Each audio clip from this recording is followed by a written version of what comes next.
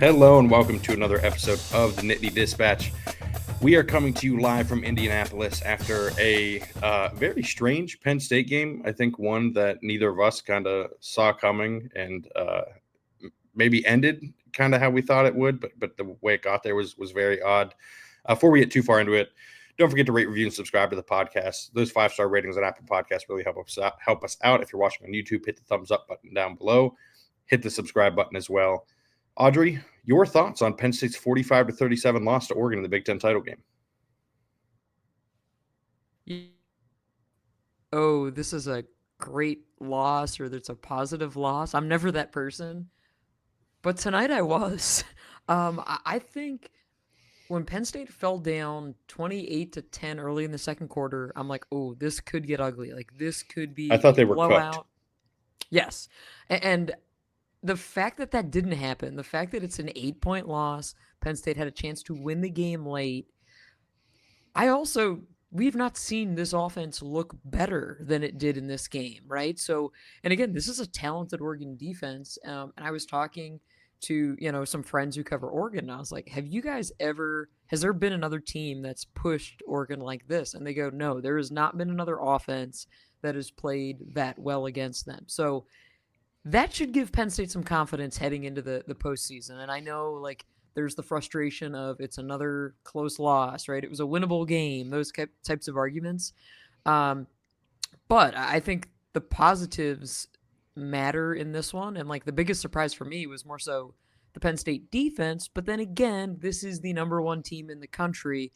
And man, John, their speed is ridiculous for Oregon. Like that was so wild. Penn State had no answers for Tess Johnson. Got wherever he wanted in the open field, and then once he got the ball, made things happen. And that's tough, right? You're not going to do a lot when you Mm-hmm. can't stop a guy like that. He lit up the Penn State defense, but I want to go back to the offense real quick. Do you think it's fair to say that nobody on the offense had a bad night?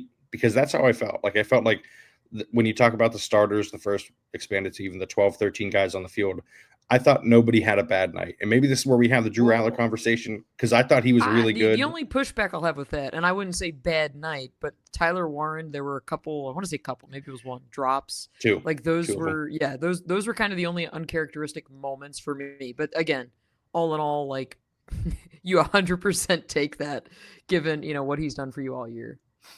Yeah, and the running backs both go over 100 yards, and we're gashing Oregon all night. Yes. And everything was blocked well, and even when it wasn't, those guys were creating space. Katron Allen, I thought, had his best game of the season by far Mm-hmm. tonight. Yes. Drew Aller, like, listen, some people will harp on the interception. Some people will, you know, knock him for maybe a throw miss here or there. This was kind of one of those nights where he went out and he carried this offense for long stretches. He was making throws that guys at this level just have no business Mm-hmm. making, right? From one hash mark to the other sideline, fitting into narrow windows. I think that is probably one of the things he does best is those tight window throws that just shouldn't be there and aren't there for most other quarterbacks, and he is able to fit them. The last touchdown that Penn State scored to Trey Wallace, like that's Drew creating it, right? Because he found Yeah, the time and space to get the fourth and throw 10, off. and he hits him for the Yeah, 14-yard touchdown. Yeah. with a dart on the move as his jersey's getting pulled. I thought this was one of the best games of his career, and it feels like it could be, maybe in a month or two, we look back and be like, Mm-hmm. this was the game where everything clicked for him. This is where he became the team's star quarterback and one of the best quarterbacks in college football. Yeah, I thought it was a really strong. Again, like the turnovers are part of the story. The second one, especially, like that one to me just screamed, "This is a guy trying to make a play too much." Right, like the deep one. Yeah, I haven't had a chance to go back and look at it yet, though.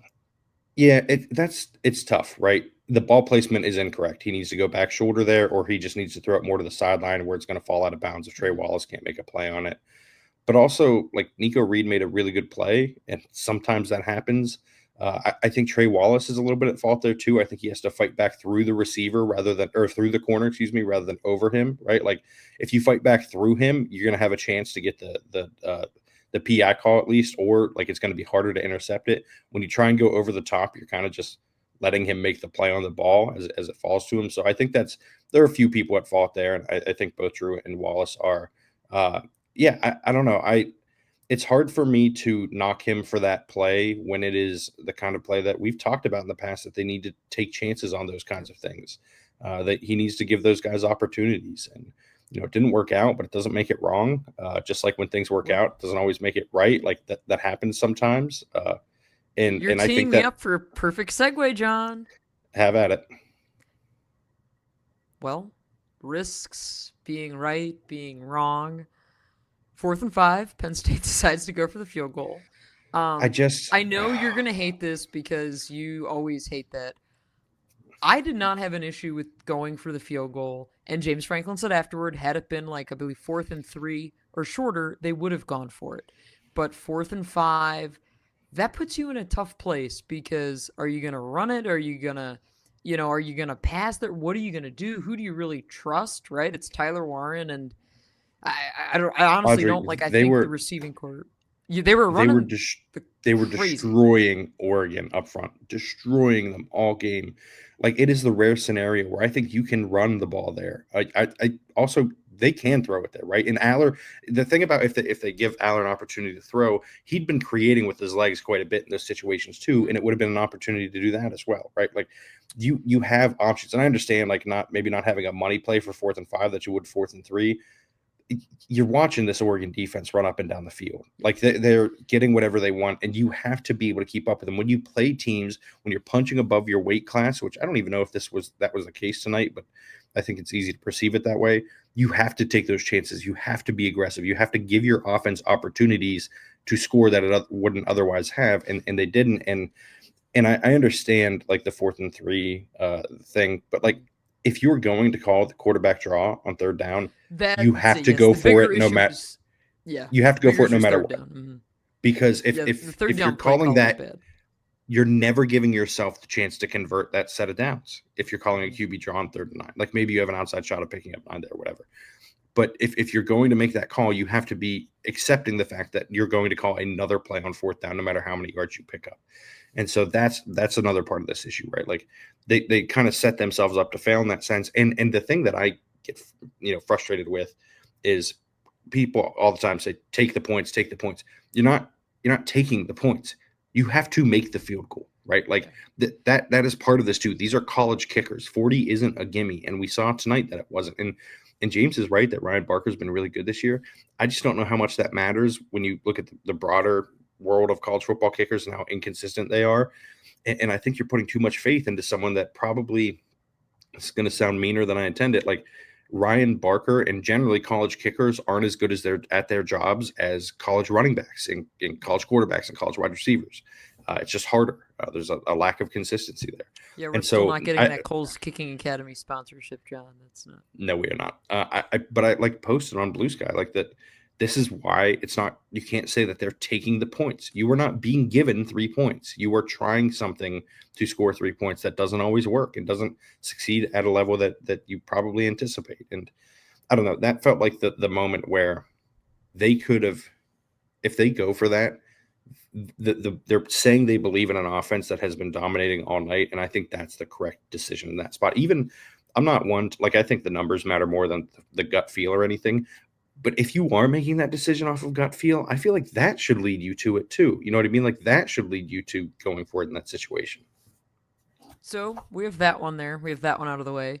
Then we have the other kind of big moment is Penn State's decision to go for 2 early 4th quarter, if I'm recalling correctly. Yes. They go for 2. Does not work. Not even remotely close to working. So, John, were you in favor of going for 2 there?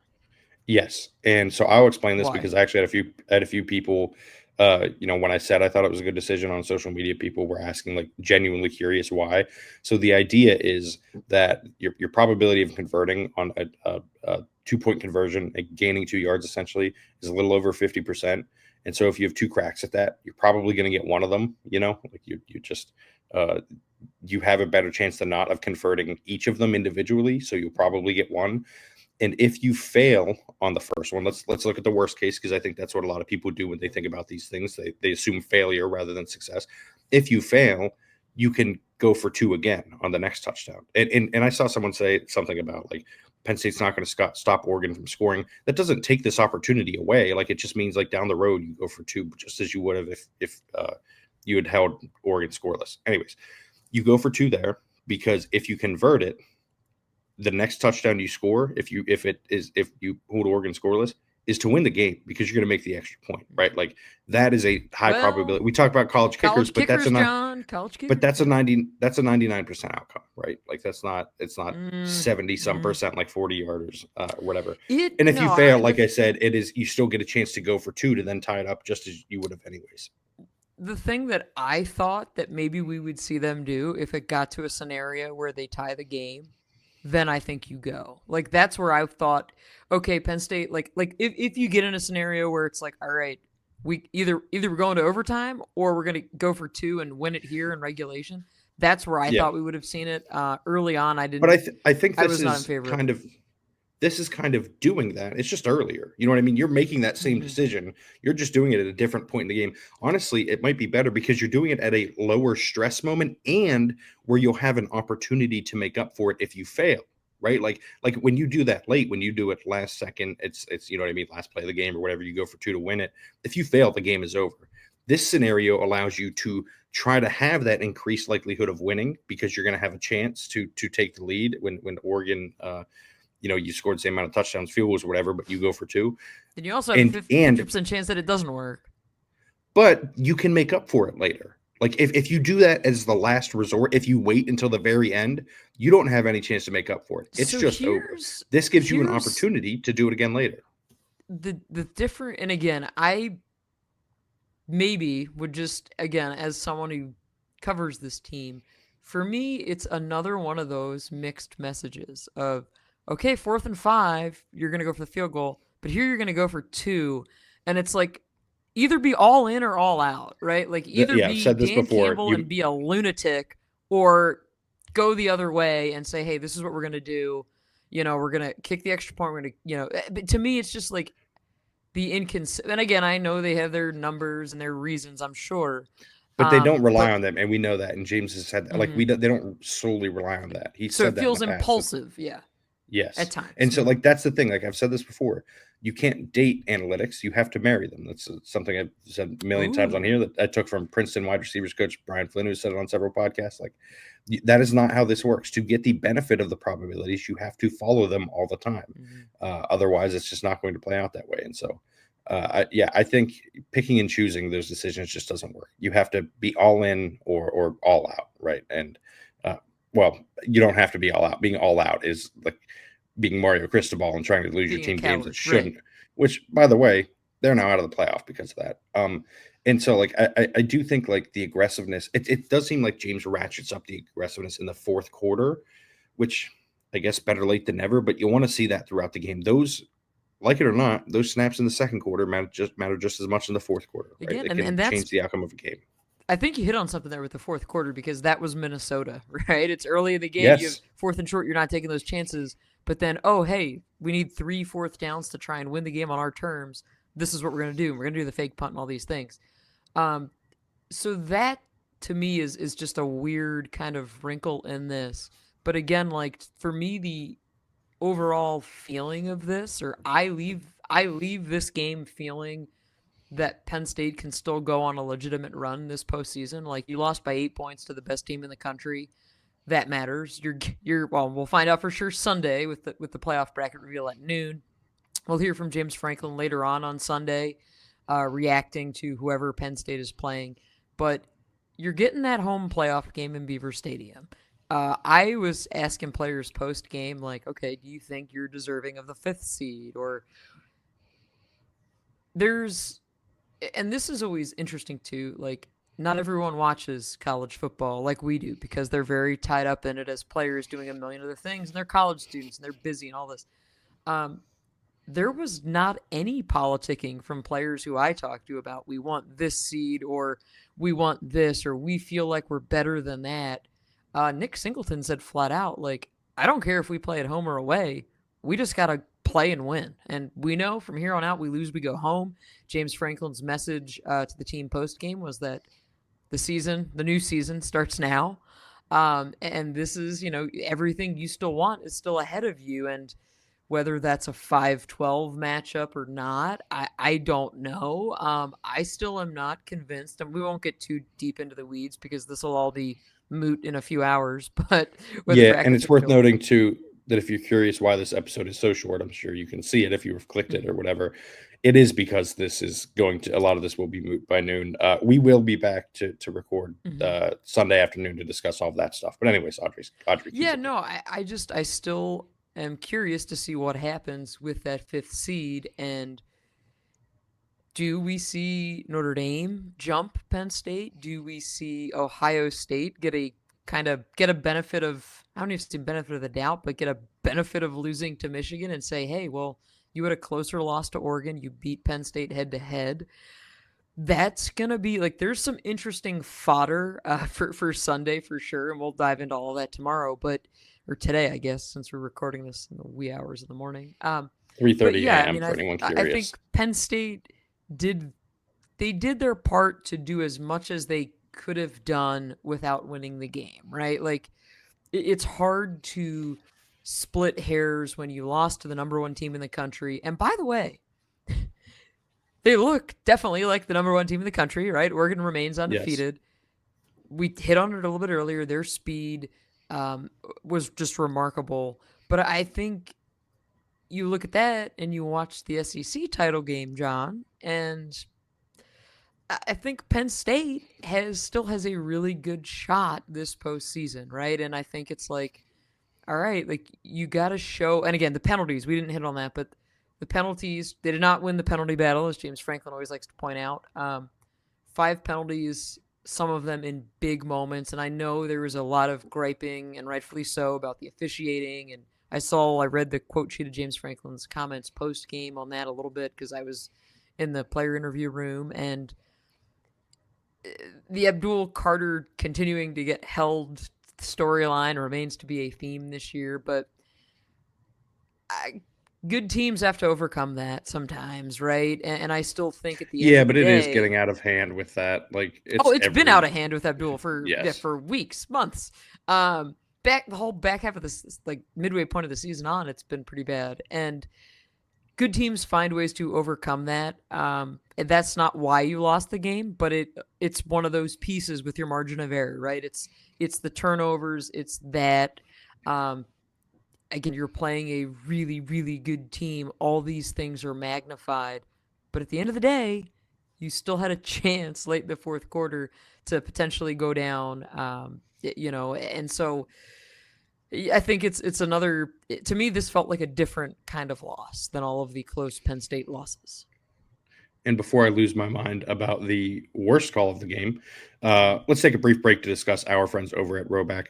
Roback, as you can tell, if you were watching on YouTube, you can see the logo on my shoulder. You can see it on my hat.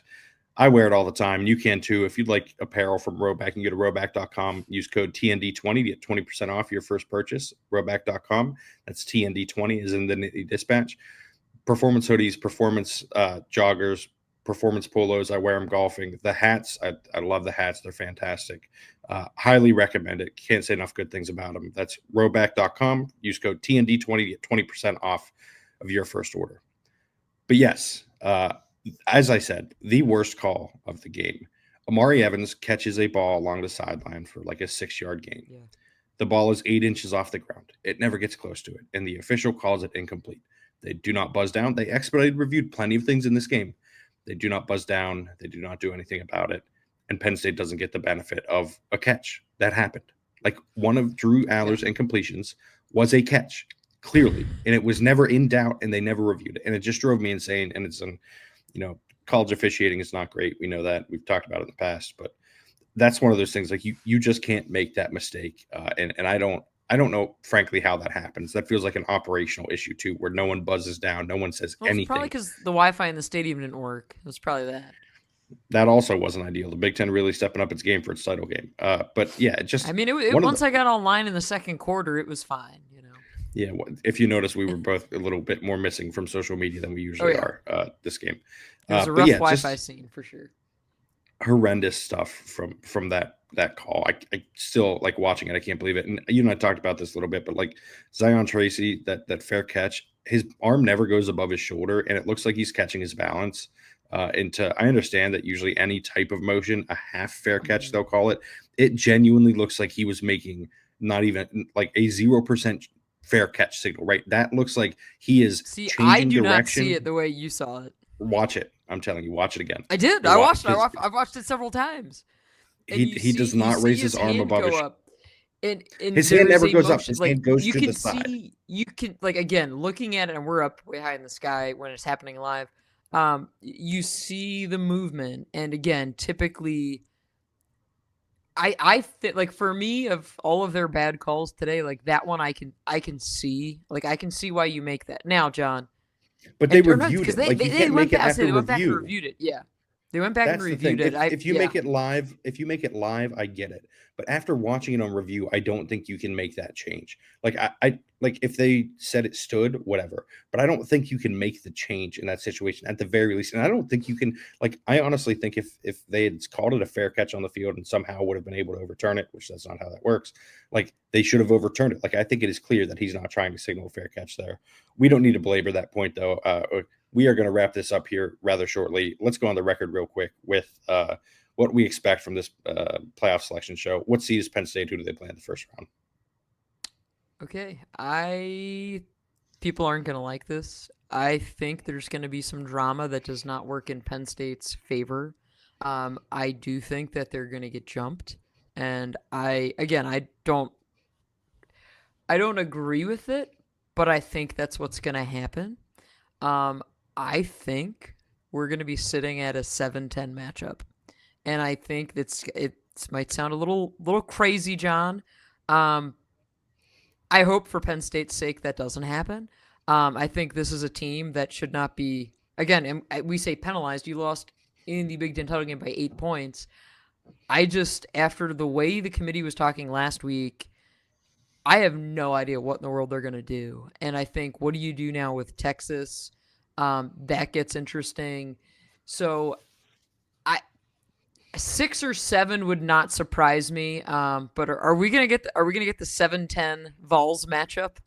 So I don't think it's possible for them to be at 7, mostly because for them to drop them that far, they have to jump, like Notre Dame and Ohio State has to jump them, which means you have to it has to be both, and Texas, which pushes them to 8.